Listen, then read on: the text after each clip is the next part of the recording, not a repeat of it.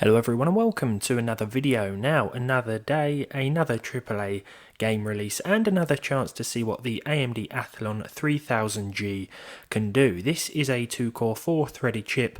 I'm pairing my 3000G with a basic A320 motherboard and 16 gigs of 3000 MHz memory, something that you might put together if you are on a tight budget. So let's jump into the game and see just how well this combination does in the newly released Days Gone for PC.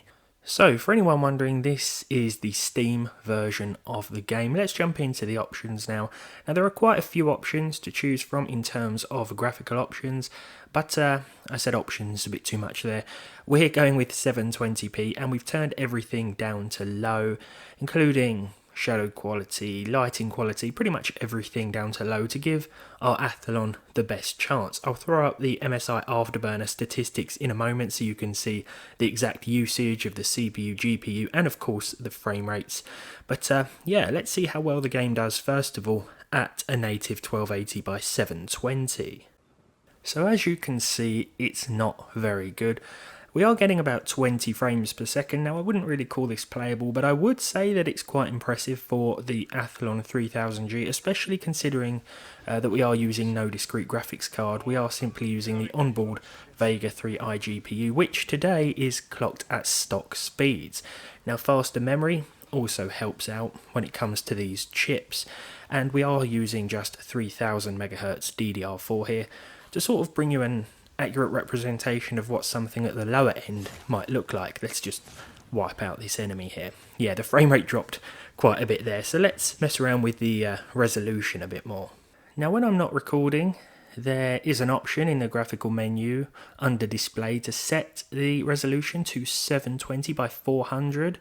I believe something quite low like that, but when I have my capture card connected, it won't let me choose that. But we can achieve a similar resolution by adjusting the render scale. I do like it when games have an included render scale option. As you can see here, there's no option to drop below 1280 by 720 no matter what else I change, and I think this is because I've got the capture box plugged in, so you may want to consider doing that if you are playing this game on low-end hardware like the 3000G. But let's jump back into the graphical options here and play with that render scale. I think if we turn it down to about 60%, then we should end up with something close to 720 by 480. It's something like 726 by 430 something, but let's go ahead and turn this down to 60%, and hopefully this will give us 30 FPS. Okay, so you might be able to tell, but I am actually live playing this as I'm talking to you here. There's no script for this video. Let's try and take out a few enemies here and complete this first mission then. Please nothing jump out of here. We're looking for ammo now. Here we go. I have played this on the PlayStation 5. It got a 60 FPS patch not long ago, which I'm very thankful for. It runs really well on that console. Let's take care of him. The frame rate actually stayed pretty steady there. We are now seeing about 30 FPS. There's no exact average on screen today because this is a huge open world game and it really does vary depending on where you are. So where you might see 30 FPS here, in another area that may be as low as 22 or 23, but I will demonstrate that a little later on. First of all then, let's continue through this little bathroom here. Hopefully there aren't any enemies outside of this window. Let's walk around the corner. There we go, time for another stealth attack. Now, it was the previous stealth attack at 720p that caused that frame rate dip. But here things seem to be staying pretty steady again at 30 FPS. Right, so we're looking for a motorcycle part, and from what I recall, from my twice previously played games on the PlayStation, we will find it in this opening area. Now, as I was saying before, Days Gone is a pretty good game. I think it's pretty enjoyable. I'd definitely recommend it. If you don't want to pay the 30 or so pounds on PC, or you don't think you can run it on PC, then I would recommend picking it up for the PlayStation 4. It's cheap enough these days. I've seen it at some places for about £10-15. What I hope to demonstrate here, though, is that if you think your PC is too weak to run it, well, it probably isn't, because it is running on this 2-core 3000G, albeit with a significant sacrifice in quality. So let's try and get into the garage here. We've got another enemy just coming up to try and take care of. What I like to do in this game is just scavenge for as many parts as I can, because it's always handy to have a few spare parts for crafting. This is a game that relies on crafting quite heavily for your survival. So right, let's just use the newly found bat here and make our way to the roof. The frame rate is still staying pretty steady at 30 or so FPS.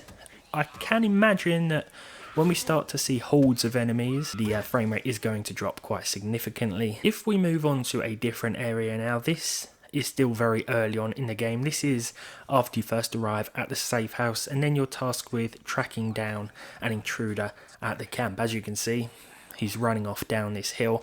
Now I wanted to bring you another piece of gameplay here that takes place outside of the opening area, because when we find ourselves among the forest with all the trees, the frame rate does dip a little more, but it still stays pretty close to 30.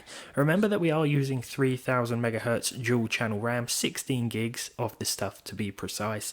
So if you were using something faster, then you will see slightly higher frame rates, and the same goes for if you overclock the Vega 3 iGPU as well. Now I used to run with an overclocked Vega 3 iGPU on a B450 board, but for some reason my board just stopped wanting to post. So yeah, I'm not really sure what happened there, hence why I'm using the A320 board, but it does sort of better represent what you might opt for if you are shopping around for a lower end system. And it's nice to see that the game still hovers around 30 FPS. Nice headshot there. Let's take out a few of these guys and see what happens to our frame rate as we make our way closer to this camp. The experience, of course, isn't going to be perfect with the 3000G, but it is playable some of the time. 30 FPS is certainly doable, and as I was saying before, I think that's quite impressive considering that this is a 2-core 4-threaded chip. Come on, let's take... No, it's getting a bit close there. Let's try and take... I don't know why I'm trying to point a rifle at him from about 2 centimeters away, but there we go. Okay. Now I will say that the PC controls feel quite awkward. I do enjoy playing this with a controller a lot more than I do with a keyboard and mouse, I'll be honest there. But yeah, there's a lot going on, if you know what I mean. I mean, we've got this inventory wheel here, and there's a lot going on in terms of playing it with a keyboard and mouse, but it's all down to personal preference. Come on, let's get a headshot.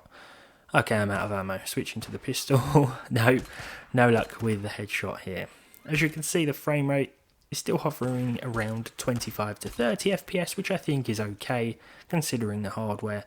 And it's not the most unplayable experience I've ever had with this chip, put it that way.